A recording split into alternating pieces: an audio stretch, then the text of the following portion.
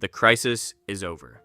Everyone else is breathing again, laughing even, grateful that the worst has passed, and you're standing there, or sitting in your car, or lying in bed staring at the ceiling, and you feel nothing you expected to feel.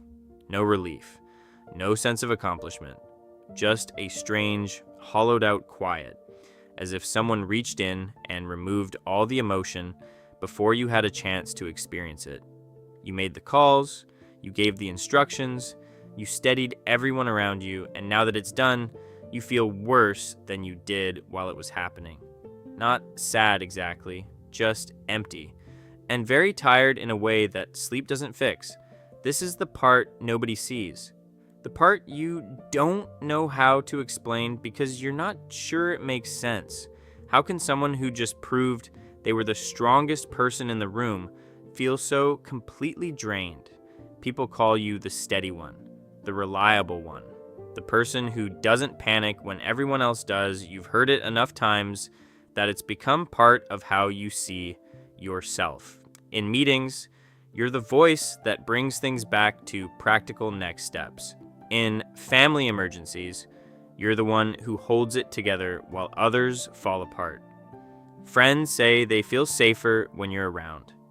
And maybe part of you has taken pride in that, being the one others lean on, being the one who never seems to need leaning. But there's something else underneath that pride, a faint, uneasy sense that this role comes with a bill you never see until much later, when no one else is around to notice. Because if that calm were real, if it were truly who you are, it wouldn't abandon you the moment the pressure lifts. But it always does. After the crisis passes, you can't seem to relax. You're irritable in ways that don't match the situation. You dread people asking how you're doing because the honest answer would take too long and would probably worry them. You don't want to be thanked. You don't want to be seen at all. You just want to be alone. Not because you're processing, because some part of you knows the feelings you set aside are still waiting somewhere, and you're not sure what will happen if you let them in. What's going on is that your calm was never calm in the first place. It was a transaction.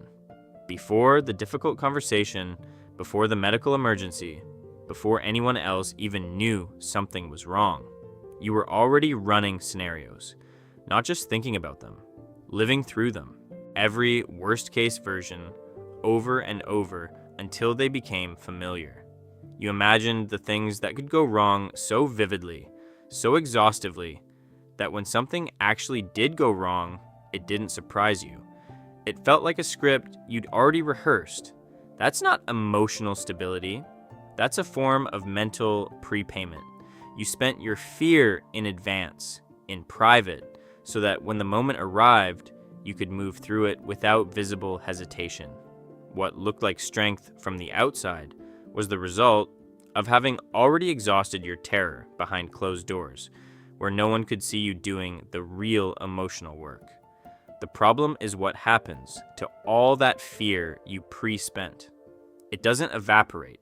You can postpone it, freeze it in place during the event, but it doesn't go anywhere. It waits. And the punishing logic of this is that it waits until you're finally safe. In the shower, when you're standing under the water and suddenly you're crying and you don't know why, can't point to a single trigger, can't explain to yourself what just broke open.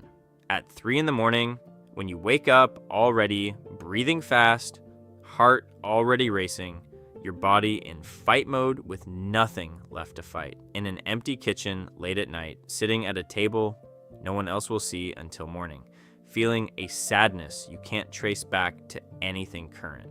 That's when the debt comes due. You start re-experiencing emotions that technically belong to the crisis, but you're living through them alone, without the urgency that originally justified them. The part of you that could feel anything was used up back there, and now you're running on empty, paying back every moment of fear you borrowed from your future self to get through the past. The interest rate on that loan is steep. There's a name for this pattern: defensive pessimism. It's a way of managing anxiety by running through worst-case scenarios ahead of time, essentially exhausting your fear response before the real event so you can function when it counts.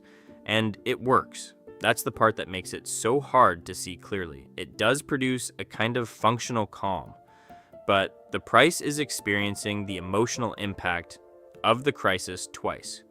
Once in your imagination, before it happens, and once in the aftermath, when everything you deferred finally catches up.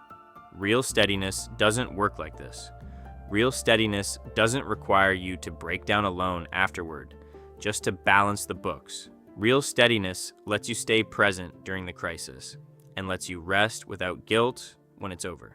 You haven't been failing at recovery. You've been paying a debt you didn't know you signed up for. Once you see this clearly, something shifts. Not because the pattern stops, but because you stop mistaking it for a personality trait.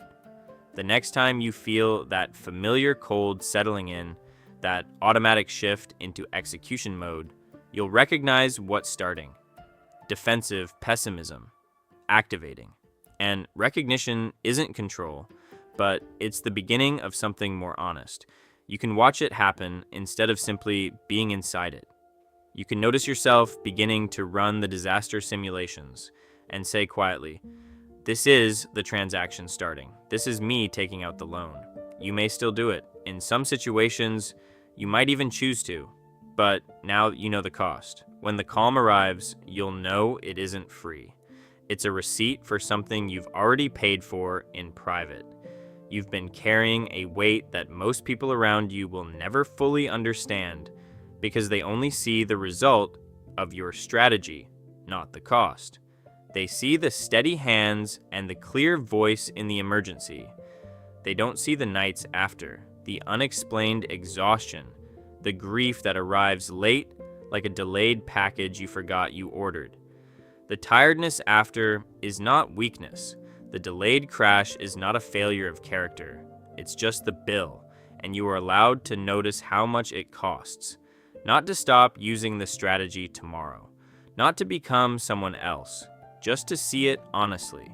To notice that you have been both the spender and the debt, the strength and the cost, the calm in the room and the quiet collapse after. Now, at least you know both their names. If this kind of recognition is what you came here for, subscribe. There's more here for the part of you that holds it together when no one else can.